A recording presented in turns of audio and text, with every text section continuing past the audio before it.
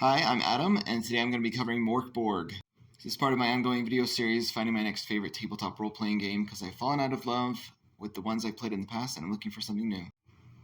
Mork Borg's reputation definitely precedes it, mostly because of its art and general vibe.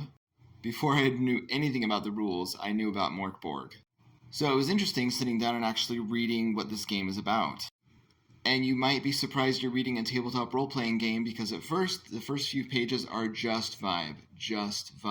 But then it starts talking about the actual game. You start with 2d6 times 10 pieces of silver, a water skin, d4 days of food, that's roll a 4-sided die and get that many days of food, and just gear, basically. And then you pick up your weapons and your armor and stuff like that, and you might clue in this is a classless game, or actually I found out it's a class optional game. You'll find out by the end. Armor does not make you harder to hit. It actually just reduces the damage dealt to you when you are hit, and you get a penalty to your agility the heavier that armor is. There are 4 abilities: agility, presence, strength, and toughness. And you roll 3d6 to get your ability modifiers. That's a +2, +1, +0, -1, I think. I'd have to go back and look, but something like that. You're trying to meet or beat a difficulty rating. That's just a number. You roll a d20, a 20-sided die, and if it's equal to or greater than that, then you succeed on whatever that chancy thing it was you were trying to do. When you fall to 0 hit points, yes, you do have to track your hit points, you are broken.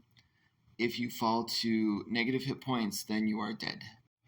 Broken means one of 4 things. Either you're unconscious for d4 rounds, you're disabled, you hemorrhage to death, or you're just dead outright. Your starting HP hit points is toughness plus a d8. When it is time to do battle, you do roll initiative, which is a d6 that you roll. If it's a 1 to 3, your enemies go first. If it's a 4 to 6, the PCs, so your side goes first. And I don't love rolling for initiative, but as far as rolling for initiative goes, this seems pretty good. At least it's simple enough. I do worry a little bit in games where I've seen all the PCs go before the monsters get to go at all. It's just a bloodbath, like the PCs destroy everything before the monsters can really go. But I guess if you know that that's always a chance, you can compensate. But then on the other hand, the enemies might all go. I don't know. I'd have to see it in play. Speaking of rolling, the players always roll. They roll to attack, they roll to defend, and the monsters, and by extension the GM, don't roll at all.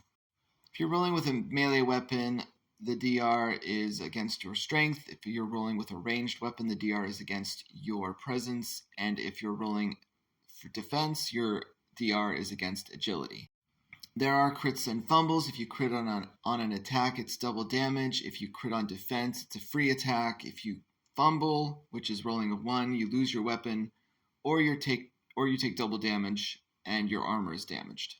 In one round of battle, you can move, it says, to the other side of a room, for example, and make 1 attack. There are 2 types of rest: just to catch your breath, which restores d4 hit points, or a night's sleep, which restores d6 hit points.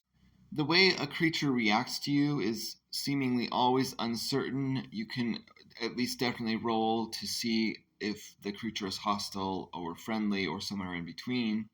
And their morale, so how long they're willing to stay in the fight even when they're injured or their leader is gone, is also something you can just roll randomly.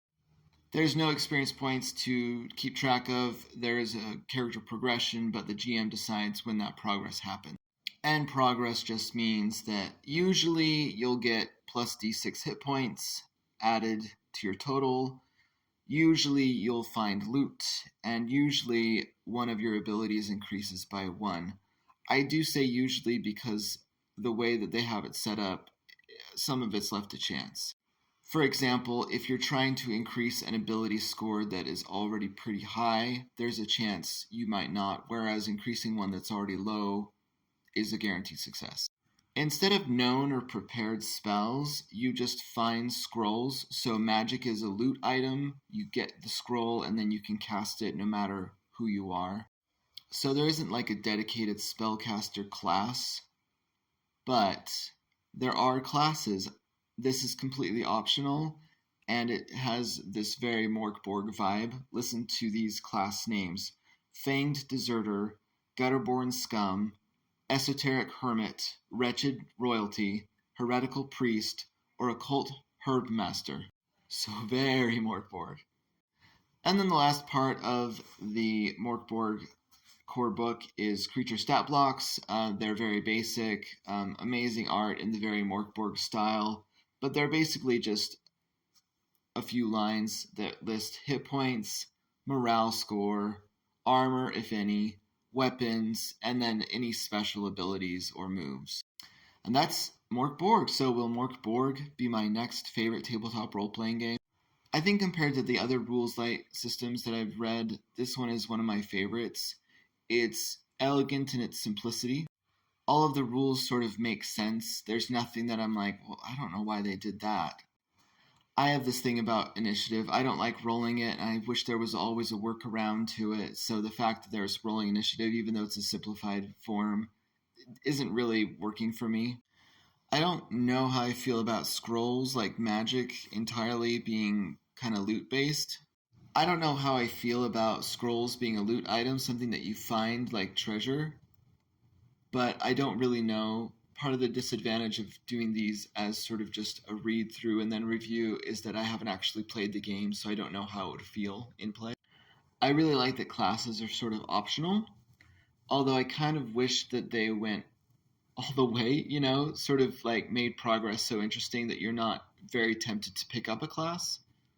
But these are all very minor things. I actually really like Mork Borg's rules. The art is always very interesting. I don't know if I'd want to leave this around the house for my kids to find. Some of it's pretty scary.